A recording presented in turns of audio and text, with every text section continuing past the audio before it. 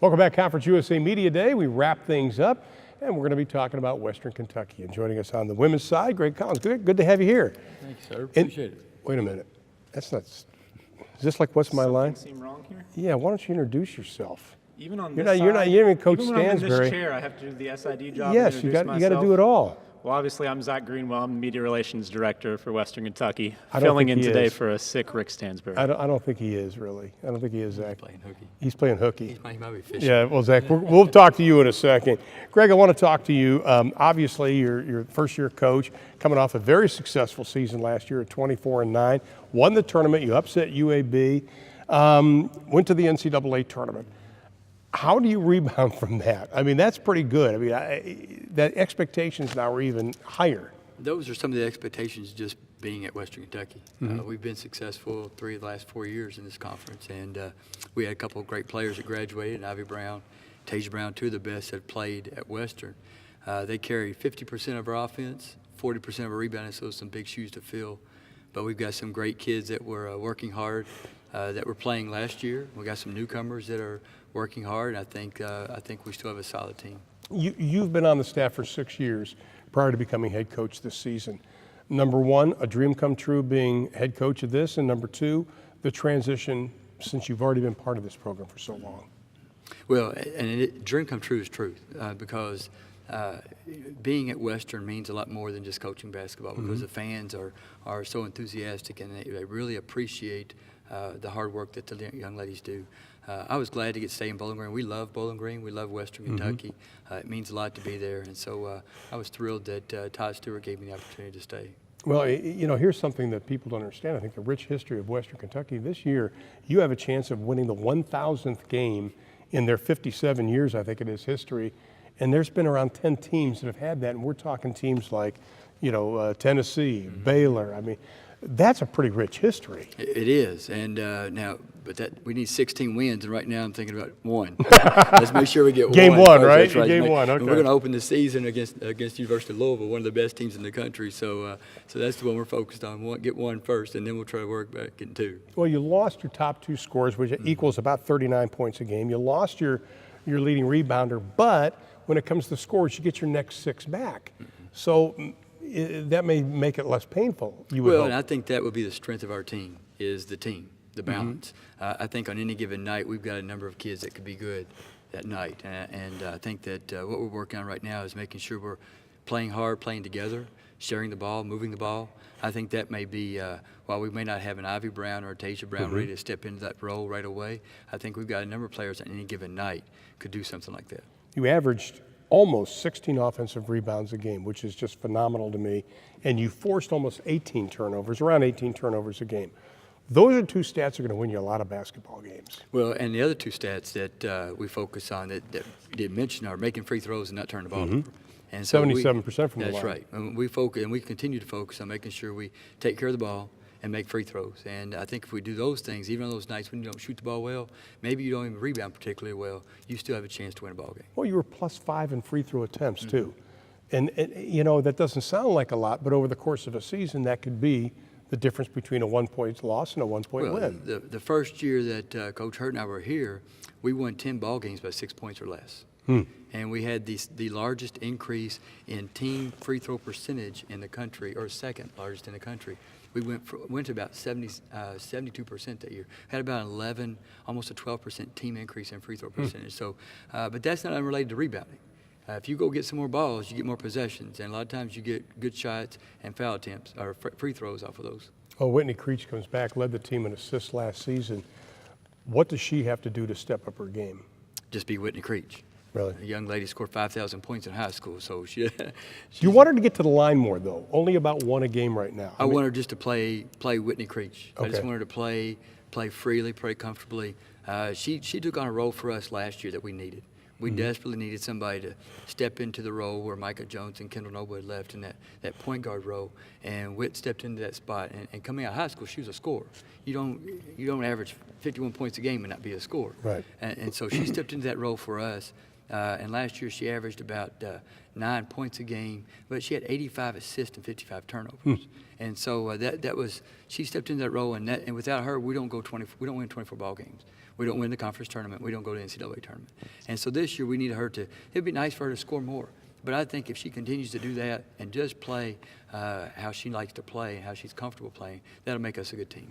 Who else do we have to keep our eye on of the returning starters too? Well, we got the freshman of the year returning, Yep. and Renee Melchidewe inside. She's worked very hard this summer on becoming stronger, becoming more physical. I mean, playing American ball is a little bit different than playing international ball, and I think she's positioning herself for some more growth. And I think now as she gets more experience, she'll get a sense of what Ivy Brown did night in, night out. She averaged 9 points a game. Can that go higher, or does it need to go higher? I think she can get closer to maybe averaging a double-double. This was about the same position where Ivy Brown was, leaving her freshman year, going into her sophomore year.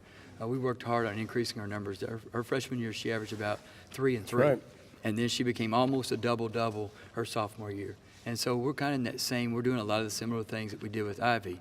We are with Renee, trying to get her in that position where she can do some of the same things. And anybody else we should keep an eye on that might be a surprise this season? We've got, well, maybe not a surprise, but the 6th player of the year was Dee Givens. She's worked hard in getting stronger. We had a young lady that sat out transfer year last year, Alexis Brewer. At West Virginia, she was the led the conference in the right. 3-point field goal percentage, so she can shoot from the 3. We've got a senior in Sydney Bopp that can stretch the floor as well from the 3-point line. And so we have a freshman that started some games last year in Sherry Porter that had some speed and quickness. So we've got, like I said, I think the strength of our team is our team. Final question before we talk to Keith, Rick Stansbury stand-in. Yeah. Hardest part about being a head coach as opposed to being an assistant? Or not hardest, maybe the biggest challenge? I think the biggest difference is making sure that you're more available throughout the day for your players. As an assistant coach, you're available and you do workouts with the players. As a head coach, you try to make sure that you're available for whatever they need. They might call and say, Coach, my dog is sick. I got a text today. Coach, my car won't start. Coach, so whatever that is, you just have to make sure that you're available for them. And then also learning to work more and to plan more with the assistant coaches. So those are some of the challenges. But we have a great staff. We have a great team. I like the kids that we have. We just got to get there and play and get some experience. Doug Collins used to be obviously the Chicago Bulls coach, Detroit Pistons coach, and Washington coach. He said there's a big difference between this seat and you move over one more. That's All funny. of a sudden, you're the one that's got to do this, and you're the one that's got to make the timeouts. I said the same thing. My father was a high school principal, and he had several assistant principals that went on to become. And he'd always tell them, remember, it's a lot farther than 6 feet across that hall. And when I tell him I wanted to be head coach, he said it's a lot farther than 12 inches from that first seat to that second seat. So do you have the pad next to the nightstand by your bed right now, so you wake up in the middle of the night and go, oh, I know, we got to remember to do this? I would like to get in bed so I was beside the nightstand. That would be that'd be a that's start, right? Yes, it sure Okay, would. good to see you. Thank you. Congratulations Appreciate it. on getting the Thank job. you. Okay, Rick Stansbury obviously talking about the flu. We're still going to talk about Western Kentucky because they are picked to win the conference this season. And the one thing everybody keeps talking about is Charles Bassey, the young freshman. He was ranked as high as number 6 among high school players. I don't remember any freshman having this big of an impact in Conference USA. Tell us about this young man, and is Rick Stansbury excited about this young man? Absolutely. I mean, we all know what kind of talent Charles has, but as good of a player as he is, he's an even better person. Some of the things that maybe you don't read about in the recruiting rankings, he's almost a 4.0 student. 17 years old. He actually doesn't turn 18 until this coming because Sunday. He reclassified to come in. Yes. So he'll turn 18 this Sunday, and we've been doing some research. Looks like he's in the top 5 youngest players in the country this season. But along with that GPA comes just a really high IQ, a really good feel for the game, and just a tremendous teammate. We've started to be around him a little bit more, and he started doing some media stuff with me a little bit more, and we're just kind of seeing how good he can be. So, I think the sky's the limit for him just because of his work ethic and what a good teammate he is.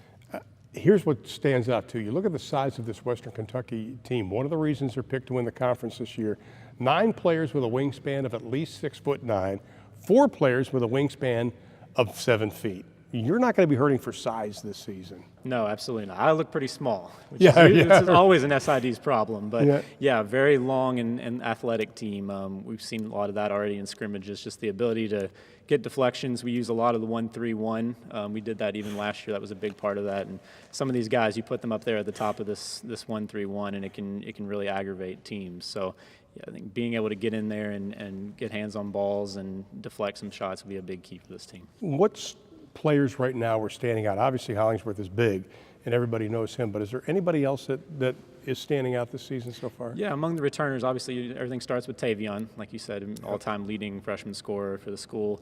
Josh Anderson, a kid who we got eligible for the second semester last year, has made a move to point guard this year. Yeah, at 6'6", he's going to come out and play point guard. Had 12 assists and 1 turnover in our inter-squad scrimmage on Saturday. Wow. So it's a work in progress, but there's some good things happening there. And we have a lot of new players in the mix. Jared Savage, a kid from Bowling Green, Austin Peay transfer, tremendous three-point shooter. Deshaun Murray, a grad transfer from Auburn. He led Auburn in rebounding on a 26-win team that took a piece of the SEC regular season championship. And what he really brings is a veteran leader. That's something this team needed. We lost Justin Johnson and Darius Thompson and Dwight Colby. I mean, 3 guys who really carried the load in terms of leadership, so Deshaun really brings that as well. And you'll probably, I would have to think, and Rick, I'm not trying to coach for you here, but I think that he's I probably, can. yeah, there you I'll go. handle You're feeling that. comfortable about this now, aren't you? Yeah. Okay. I think they're going to use him the same way Auburn used him. Yeah, Sure. at the 4. You know? You know, he's an undersized 4, traditionally at 6'3", 6'4", but kind of that bulldog mentality. But one thing we are doing that maybe Auburn didn't do as much is bringing him out a little more, trying to expand his game, kind of like we did with Justin Johnson. You know, you saw Justin play last year in terms of the way we expanded his game to the three-point. And I think the coaches think Deshaun's capable of some of that too, but his bread and butter is going to be down low, getting rebounds and putbacks. You know, I know Rick's not here, so I'm going to blow some smoke because he'd be embarrassed about this, because I go back to last August. This team had 1 player who had seen action. In the first 2 months of the season, they only had 7 scholarship players, and then to come back and win 27 games. I thought, from a coaching standpoint, what Rick did last year was phenomenal. It was pretty special when you look at the run at the end of the year, and in hindsight, looking back on it now, the NIT run. Obviously, a heartbreaking way to lose in the championship game to Marshall, but to pick yourselves back up, we were fortunate to get a home game against Boston College in the NIT, which I think really boosted our guys' spirits to have an ACC opponent come into Diddle Arena. And to get that win, and really the opportunities just kept growing. You know, you go on the road at USC and pick up a win, then you go to Oklahoma State, a packed house, win that game and have a chance to go to Madison Square Garden and play in New York and play Utah. I think all those things together just made it a really special run. Now, I'm all for fairness. Since you're sitting in for Rick, I think it would be only fair, and correct me if I'm wrong, Coach, that Rick has to do your job for a day. Have you met Rick? Rick's always trying to do my job. Rick's not shy with the media. He's right now watching this with a Kleenex in his hand, probably doing spit takes on us. Rick doesn't need me too much for the media. He's ready to roll. He's a veteran. No, I mean, maybe put a guide together or something. Put the press guide together. Oh, okay. Game notes. Okay, oh, yeah. Make them do game notes. I would love to have and Rick make them talk Stansberry players try to into getting interviewed by people. There we go. Give them something hard. We're not going to let you off the hook, Rick. I'm sorry. You know, sickness. You did a good job. Thank you. Thank you, sir. Appreciate Good it. to see you guys. Thank you. All right.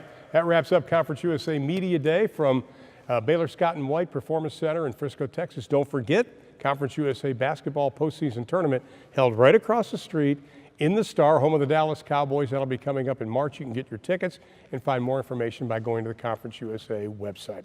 For everybody that's been part of this, I'm Ron Thulin. We look forward to the 2019 Conference USA basketball season.